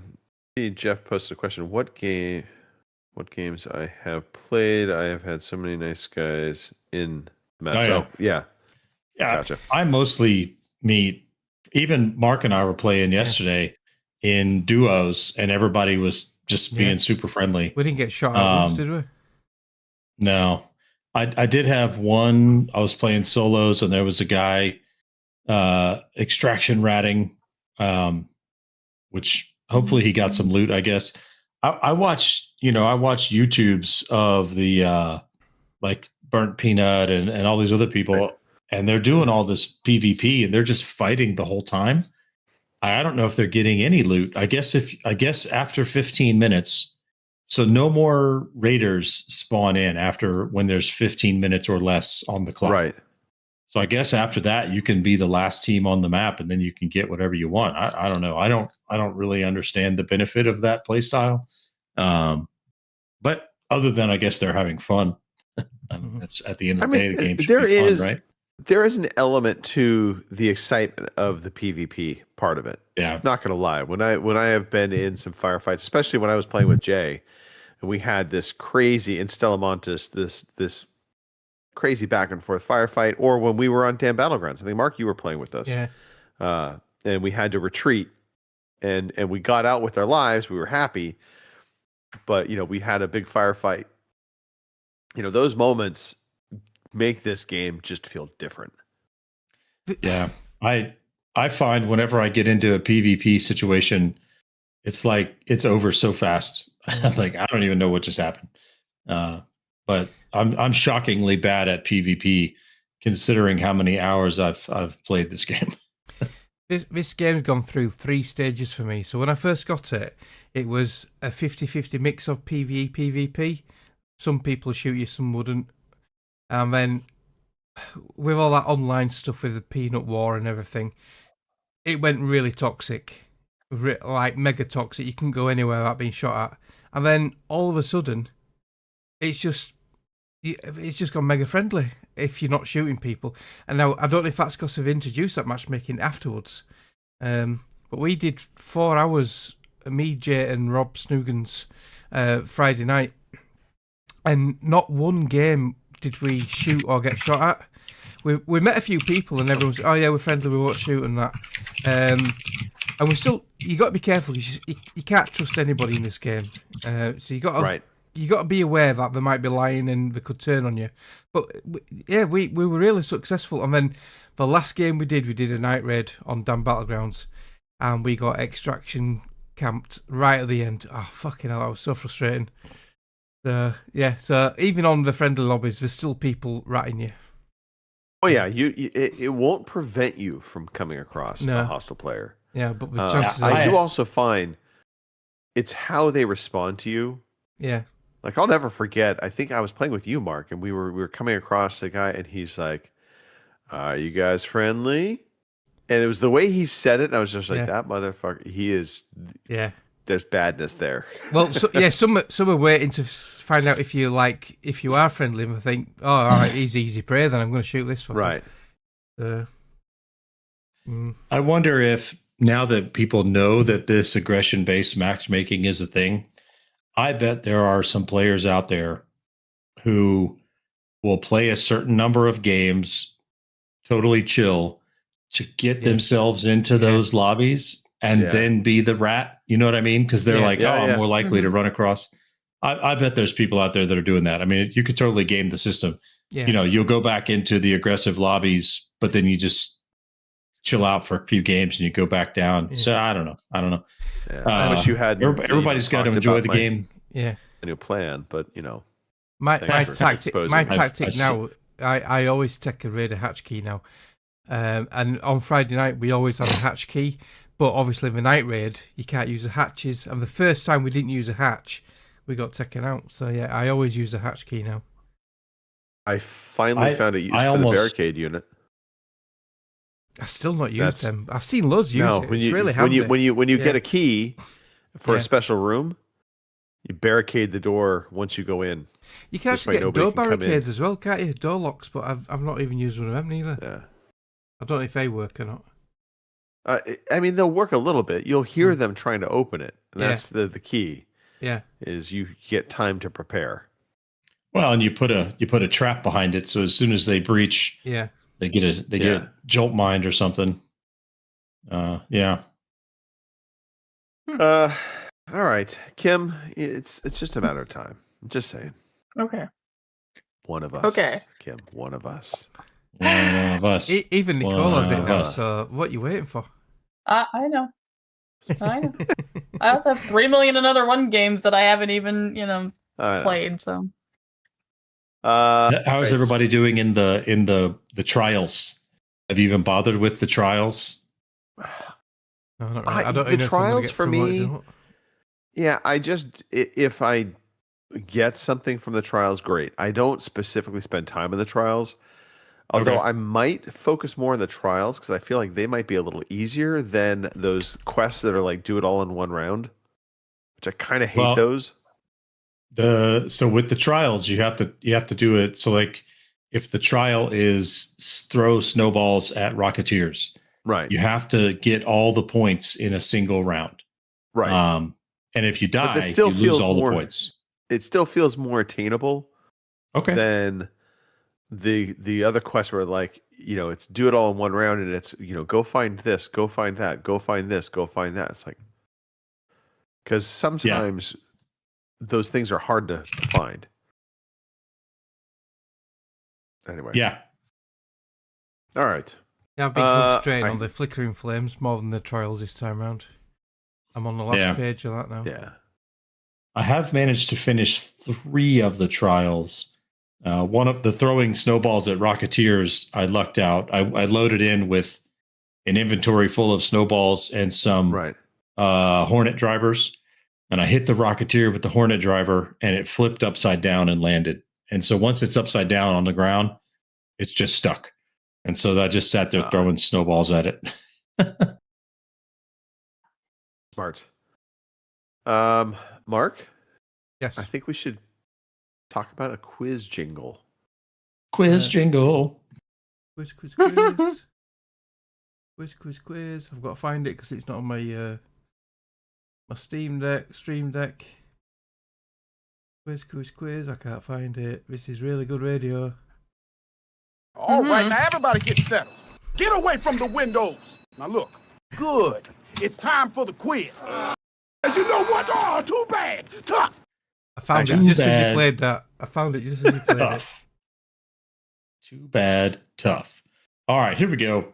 So I'm going to tell you the theme because I have a bonus question that is different. Oh, okay. Week. So the theme is the best and worst of 2025. This is our first podcast of 2026. So why not take a look at the best and worst of 2025? Okay. And so starting up, we're going to start it off. Let's see. Last show was just Greg and I. So we're going to give Greg the final word, which means that Mark gets to go first. And up first is 2025's Split Fiction. And we are looking for the PS5 version. So I know this was a follow-up to from the developers who did It Takes Two, I think, and I know this got a really good reception. It trailered well. I think it reviewed well. People loved it. Great concept. So I'm going to say 90. Mark says 90. Kim, what do you think? Boomer says 80. Jeff says 79. Wow, they're all over the place. Price is right. The price is wrong, Bob. Right. I'm gonna say 88. Kim says 88. Last word to Mr. Zalacy. Literally, I was going to say 88. It's not that one. It's not the every answer is 88 quiz. No, it is not. I think Mark is right in that this did get some pretty good reviews. Sure. I'll go 89. Greg is going to Price is Right Actually, Greg's just squeezed right in the middle there. You should have gone the other way. The correct answer, 91. Mark almost said 91. I was that close. Well, you should have. Almost coulda. Always go where close you go. only counts in horseshoes, darts, and hand grenades, right? Yep. Yep. Okay. So let's see. If Mark got the first word that time, Greg gets the first word this time. Once again, 2025. Fast and Furious. I can type and speak, I promise. Arcade Edition. Fast and Furious Arcade Edition on the Xbox Series S and X. And it is once again a 2025 game. Is that? I don't even know Greg, that you're came up out. first. I don't think I've ever heard of that one, to be No, I fair. haven't. Yeah. Probably for good reason. Yeah. Try to mix it up. For all of these reasons, I am going to say 65. Greg says 65. Boomer is in with a 75. Around the horns of Kim. All right. I'm gonna say 60. Kim says 60, and Corzan says 80. 80. Wow, that's which generous. gives Mark the final word in round 2. So 2 things stick out to me. It's a movie tie-in, and I've never heard of it. So I'm going to price this right, Greg, and say 64. Price is writing with 64. You should, you Price is wrote. Is that the right word? Price is wrote in the correct direction, but not quite far enough. 55. Wow, The Kim correct and answer. 55. So Kim takes a 2-point lead. Still close. Still close. Oh, I need to extend my score tracker out here. Hang on. This is excellent. There we go. All right. The hosts are within 4 points of each other. The guests struggling a little bit. Jeff put 70. We haven't even asked the question yet. All right. How did he change his mind? I'll give you a 70. Fine. There you go. Okay. Let's see. So that brings us to, let's see. Greg went first. Mark went first. Now it's Kim's. No. Yep. Yeah, it's Kim first. No. Unless you're going to go Kim first. I'm going to go first. Kim first. Kim first. The title is Hades 2, and we're looking at the Switch 2 version. Once again, still a 2025 game. We had Hades recently, didn't we? All right. Somebody's been paying attention. All right, Hades 2 for the Switch 2. All right. I liked Hades. I liked the first one, and this one did really well. I know at the Game Awards and everything. So, I'm gonna say 90. Kim is going to say 90. So now we're now Greg. I'm going to Price is Right Kim to 91. 91. Boomer is in with a 70. Not feeling it. And Mark? I'm going to price this right the other way, 89. Mark is going to price it right the other yourself way. Sandwiched. So Kim has been surrounded. We call that being bracketed. I'm going to vamp for just a minute to see if Jeff has a guess on Hades 2 for the Switch 2. Did either of you play either of the Hades games? Did any of you play? Kim has. I played, yeah. What'd you think of it? Did I you liked enjoy Hades. it? Oh, I enjoyed it. I'm terrible at it and I always died and had to start back over, but I enjoyed it. I enjoyed it enough. I even bought it. So there you go. Is it like when you die, you have to go all the way back to the beginning every time? Yes. Ooh. Yes. Yeah, But but you get to keep certain. It's you a get to roguelike. keep certain amount of. Yes. All right. Yeah. All right. There we go. And Jeff is You in keep with your an 80. upgrades. Yeah. Okay. Yes, you do keep your upgrades. So it's not let's so see. bad. Mark, you should have prices wrote in the other direction. The correct answer is 95. So Kim is in the lead. Greg and Mark tied for second at 55 apiece. Going into the final round. So the final question in regulation. Mark gets the first word, and the game is Spy Drops. on the PC. Spy drops. Okay. Spy Drop. drops Never heard of it. on the PC. Anything like eye drops? Best Yes. of luck, everyone. Never Spy heard of drops. So, never heard of it. Were you saying best of luck? I got the impression it's a bit of shovelware. It's one of these Steam games what comes out and it's drivel. I'm going to say 60. 60. Corzan says 50. Mark says 60. Kim? 55. Kim says 55. Boomer Boomer says says 80. Boomer Does he know just, is something just we 80. don't know? Oh. I think he just types 80 because he figures middle of the road. He just thinks, oh, I'll just use my age. 80. Oh, Sorry, Gary. ow. All right. Last word, Mr. Host. Yeah. Last word. So, Mark made a comment that it stuck with me. It's probably shovelware. Mhm. I'm gonna say 40. Greg is going to say 40. A bold move, Mr. DeLacy, and it paid off. The actual answer, 39. Wow. 39.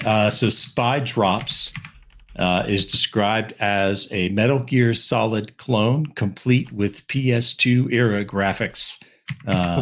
It wasn't great. So there you have it. That was terrible. All right. All right. So Greg with 17, Kim with 29, Mark with 37. I'm afraid we have to give Greg the win this week, but just for funsies. That feels just for a little- funsies. Okay. Why? I just don't feel like I can make the bonus question worth 20 points. That would seem a little disingenuous. Well, you can. I guess is what I'm saying. However, for funsies, here's the bonus question. What is the lowest rated Metacritic, and this is critic rating, not user rating, lowest rated 2025 release on Metacritic, and what was the score? It's 39 or lower, right? So here we go. Let's see. Let's just go Kim, Mark, Greg. Kim, what do you think? Oh God, you mean it wasn't Spy Drops? It was not Spy Drops, believe it or not. Oh my goddamn. Yeah, I don't have a clue. I wouldn't know. For half credit, what do you think the score was?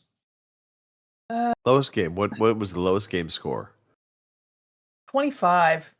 25. Okay, So- Mark, what do you think? I was going to say it's one of these, like, I haven't gone looking for it intentionally. I'm going to get a lot of shit here, but do you know your Discovery queue? I had one pop up. This is honest, and it was like a sexy porn fucking simulator cartoon again. Yeah. Right? And I reckon that got. You know why that's on your Discovery queue? Exactly. No, yeah. We all know why it's on your Discovery queue. Right? So I'll say 24. All right, Mark's going to say 24. Okay, let's see. Boomer says 20 because he's apparently realized that not saying 80. 80 every time wasn't working. Hang on, I gotta. Yeah. So All right, Boomer lowest says rated. 20. Mark, what did you didn't have a I don't title know the though? name. It's I just don't know the name of it. It's just like sexy Chat porn Girls or simulator. something. Yeah.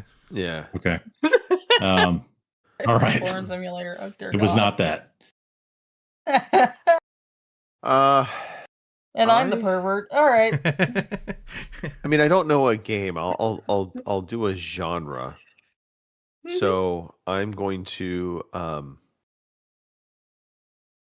gonna go 29 for the score, and the genre is gonna be one of those like kind of pick 'em puzzle games. So you were all really close on Corzan says 9. Not quite that low. So the lowest rated game on Metacritic, released in 2025, is Mind's Eye on the PlayStation 5. Oh yeah, with Mind's a Eye. score Yeah. of 28. Oh, goddamn. Fucking hell. Oh, And that was gosh. hyped up so Wow. much, wasn't it, last year on TikTok and Facebook? I would have and never that. guessed that one. I nearly And fucking it was bought I that. feel justified in my win now, for the record. Yeah. I nearly bought that fucking thing Mind's as well. Eye. Yeah, wow. So the porn game beat Mind's Eye. You Porn. you were all Well- pretty close on the score. Greg was the closest. It was, however, an action adventure game, not a Yes. click whatever. Yeah, There you Whatever have it it. was you said. what's funny is Mind's Eye. Like I remember for a while, I was like, "This game might be good. I'm kind of interested." Right. Well, the Right. critics And then disagree. It came out, and everybody disagreed. It was a train wreck.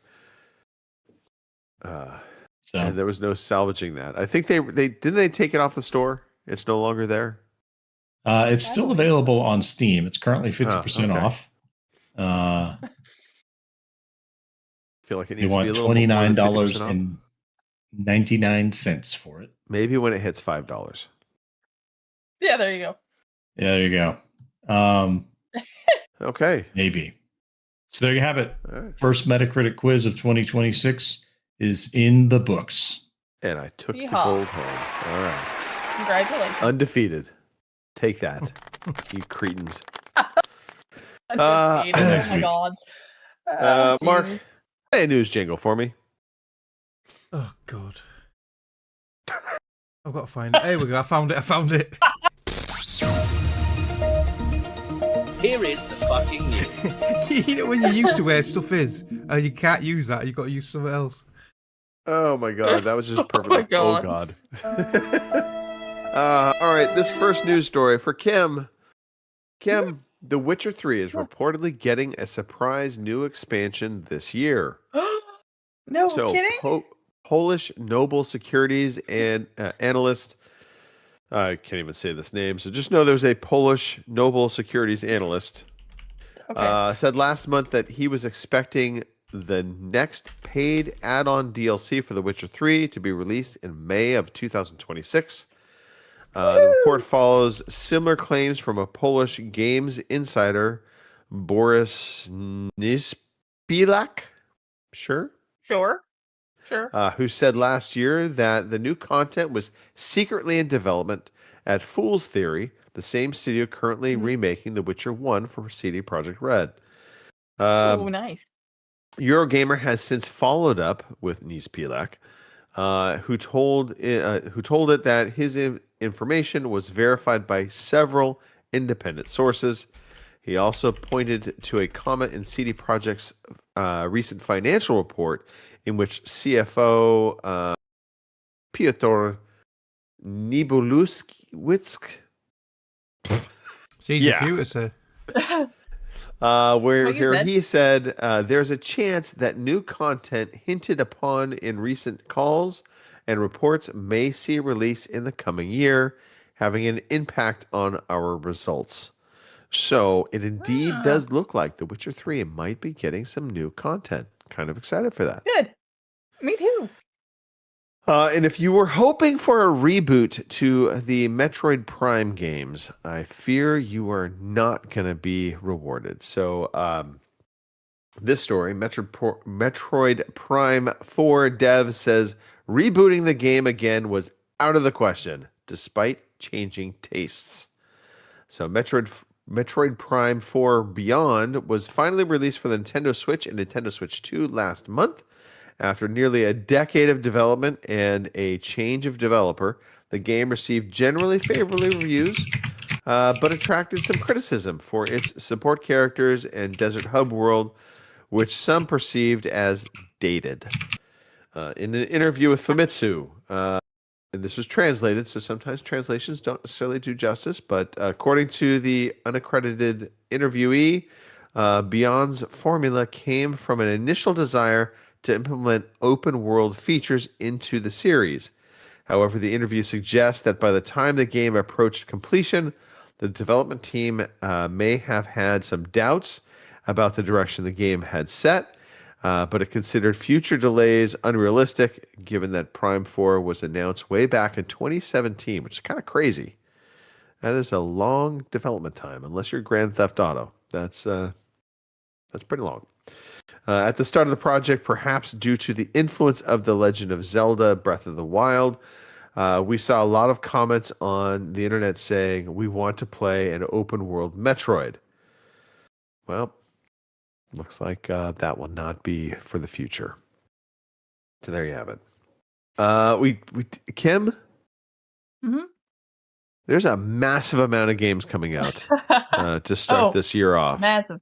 Oh, indeed. I'm telling you. I don't know if I can read them all. I'll try though. All in one breath, Kim. All in one breath. All right. Your new releases for this week are Spear for the Xbox Series X and S, and it will be out January 9th. And those are your new releases. That's it. Well done. You did it all in one breath. You get a gold star. Mr. Matthew gets a gold star for his spear chucking impression. Angry spear chucker. I feel like you were a spear chucker, by the way. That had to have been one of the worst combat roles. Because once you throw your spear, I mean, unless you had maybe a short sword with you, you're kind of screwed for combat. Well, there's probably like extra spears, you know what I mean? You'd hope. But I mean, you run out to the battlefield with one spear, and it's like, throw your spear. No, I don't want to. No, right? I don't want to give up my weapon. Just stab him with it. No, we'll get close enough, I'm sure. All right, Mr. Matthew, would you do the honors and take us home? Where are we going? Some play dates, going out for some closing pizza? Comments. Yeah, you know. Sure, I thought maybe we were going Chuck E. Cheese. Sure, we do. Okay. Fun fact: Chuck E. Cheese has beer now, by the way. It has to. You have to have beer at a Chuck E. Cheese. That's the only way that makes a place tolerable. But Chuck E. Cheese literally came up in a question on my real estate license exam yesterday. I had to laugh. So there's special use facilities, and there's a specific kind of analysis you would give to understanding the market rate for those types of facilities. And they're listing hospitals, police stations, and Chuck E. Cheese. And Chuck E. Cheese was not a correct answer, mind you, but I had to laugh because I'm thinking in my head, no, that absolutely is a special use case facility. You only go there for a kid's birthday party and nothing else. Yeah, that's it. That's all. Okay, well, if you can't go to Chuck E. Cheese because it's not your kid's birthday party, you can come play games with us. For fun. Tuesdays and Thursdays at 3:30 Eastern, 12:30 Pacific, 2:30 in the middle of the country, and I suppose that is 20:30 in the UK. We do some shooting. Mostly we're doing Arc Raiders these days. And Friday, beginning at 8 p.m. in the UK, which is 3 p.m. on the East Coast, and noon on the West Coast, we have Fatal Fridays, where we do some kind of shooting. Probably Arc Raiders these days. Otherwise, shooting. The community kind of has a way of telling people they're interested in playing a game.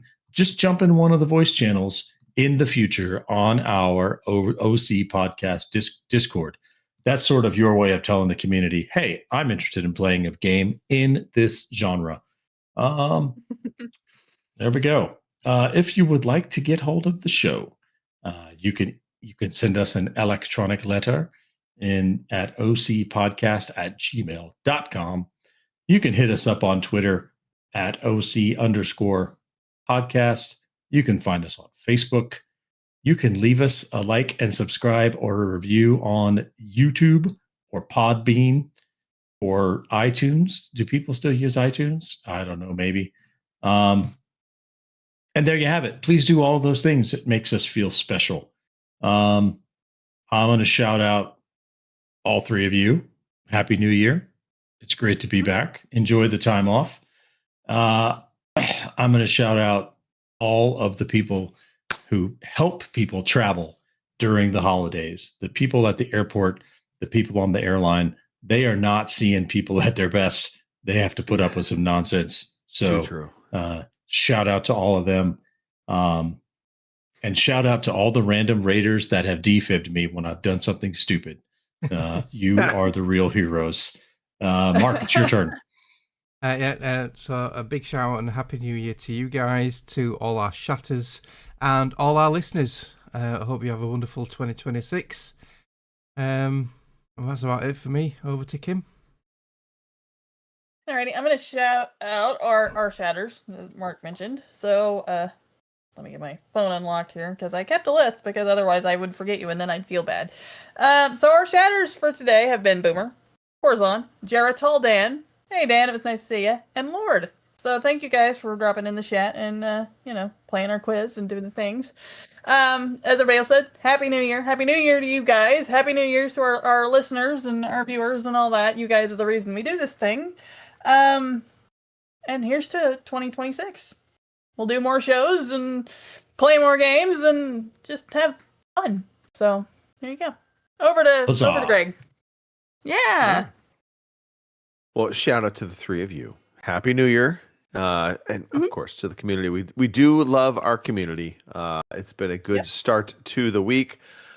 Just a bit of a PSA. I will not be on next week. So we may have to have our Game of the Year question a week or so out. And that's just because we had a bet amongst friends. So I happen to be, Kim is not the only Kansas City Chiefs fan that I know. I actually know another Kansas City Chiefs fan. It's actually one of my best friends. We also have a friend who's a Denver Broncos fan and a friend who is a Raider fan, an Oakland Raider fan, or Las Vegas Raiders now, I guess. And so we made a bet at the very beginning of this year that whoever had the worst record at the end of the year had to pick up the tab for a get-together. And so my buddy Chris Brennan, who does play games online, usually he plays Call of Duty, he is the Raider fan. And he sadly will be picking up the tab. So we're all getting together on the 11th and having some beers and watching some football. Well, this is not the Chiefs fan. No, not the Chiefs fan. Although I give him a lot of grief as well. You're not the only one. Oh, I can imagine. Oh, yeah. I give it to him far worse than you, Kim. Shout out to Starbread. If you have a Starbread near you, if you've ever seen it, it might be a West Coast thing. So Starbread, they are, I want to say they're like a Filipino-based company. They make these amazing pastry breads. Okay, I live in the Midwest. That's not happening. Yeah, it's just incredibly yummy stuff. I had some apple turnovers from them. They also have the sweet bread that they make. They make lumpia. If you've ever had lumpia, it's like an egg roll. Fantastic. So highly recommend Starbread. They seem to only be in California and Las Vegas. So okay, well there we go. Yep. Come visit. Just saying, we might get a The Vegas trip is not off the board yet. By the way, we're going to start talking about that as we move into the new year. All right, that is it. We're done. Let's get out of here. Go enjoy the rest of your weekend. Oh God, I've got to do this now. Oh. Where's the outro? There we go. Bye. Oh boy. Bye. Thank you for listening to the Overseas Connection podcast.